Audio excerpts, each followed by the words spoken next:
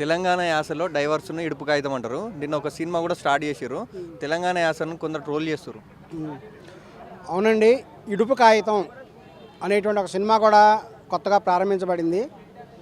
మరి ఇడుపు కాగితం అంటే ఏంటో కూడా చాలామంది తెలియదు.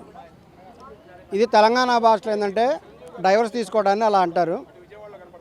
దీని మీద కూడా ఇప్పుడు భయంకరంగా ట్రోలింగ్ అనేది ప్రారంభం అయిపోయింది.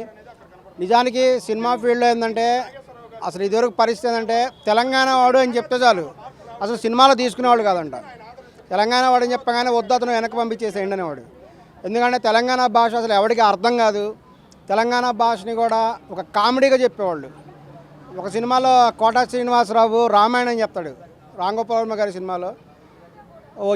ఒక హోటల్లో క్లీనర్ కూడా రామాయణం గురించి చెప్తుంటాడు. ఏది తెలంగాణ భాషలో చెప్పినప్పుడు ఎగతాళిగా ఉంటుంది అనమాట. ఎగతాళి చేయడం కూడా చేస్తారు. ఇంకా విజయశాంతి గారు చూసే ఉంటారు ఆమె సినిమాలో. ఆమె మాట్లాడిన దాన్ని బట్టి అంతా అపహాస్యం చేయటము, చాలా ఎగతాళిగా చెప్పడం జరిగింది. అసలు తెలంగాణ కల్చర్ అంటేనే వారికి ఒక ప్రత్యేకమైన భాష ఉంది. భాష తెలుగు అయినప్పటికి కూడా ఆ యొక్క ప్రొనౌన్సియేషన్ అనేది డిఫరెంట్గా ఉంటుంది తెలంగాణలో. అంతేకాకుండా తెలంగాణలో ఏంటంటే తిట్టడము, ఇప్పుడు చూడండి, ఇప్పుడు ఆంధ్ర తెలంగాణ విడిపోయింది. ఇప్పుడు తెలంగాణలో రాజకీయ నాయకులు ఎలా మాట్లాడుకుంటారు, ఒకడి మీద ఒకడు దీన్ని తొక్కేస్తా అంటాడు, ఒకడేమో పొడి చేస్తా అంటాడు. ఇదివరకు ఎప్పుడు ఇటువంటి భాష లేదు ఆంధ్ర వాళ్ళు ఉన్నప్పుడు. అప్పుడు విమర్శలు వేరే రకం ఉండేది.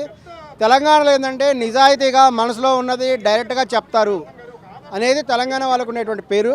అందుకే ఈవెన్ రేవంత్ రెడ్డి గారు కూడా డైరెక్ట్గా చెప్పారు, నన్ను కోసినా నన్ను ముక్కలు చేసినా మీకు డబ్బులు రావు, అసలు ఆయన క్లియర్గా చెప్పడం జరిగింది. ఇంత ఓపెన్గా కూడా ఆయన చెప్పడం జరిగింది. తెలంగాణ భాష అనేటువంటిది ఒక ప్రత్యేకమైనటువంటి భాష, దాన్ని గౌరవించాల్సిన అవసరం కూడా ఉంది.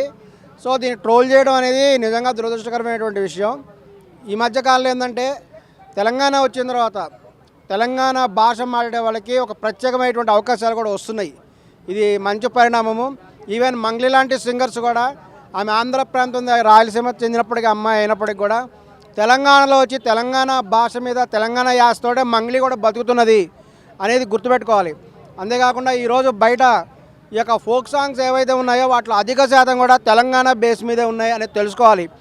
తెలంగాణ డప్పు అనేది ఒక సెన్సేషన్ అనేటువంటి మ్యూజిక్ ఇన్స్ట్రుమెంట్. కేవలము డప్పు వీటితోటే వీళ్ళు ఒక అద్భుతమైనటువంటి బాణీలు కట్టగలరు, సాధ్య సిద్ధమైనటువంటి పాటలు కూడా సృష్టించగలరు.